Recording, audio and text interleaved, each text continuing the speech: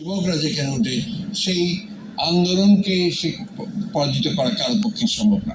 আমি মনে করি যে আপনার এই আন্দোলন তার বিজয়ের দ্বার প্রান্তে এসে গেছে এবং বিশ্বাস করি ইনশাআল্লাহ এই জনগণের বিজয় অবশ্যই হবে, ছাত্রদের বিজয় অবশ্যই হবে।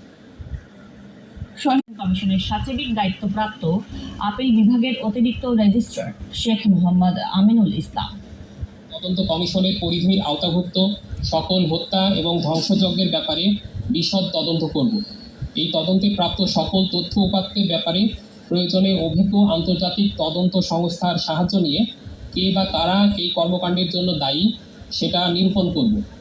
আগামীকাল 4 আগস্ট 2024 রবিবার আমরা রংপুরে যাব এবং 8 আগস্ট পর্যন্ত সেখানে সার্কিট হাউসে অবস্থান করে তদন্ত কার্যক্রম পরিচালনা করব।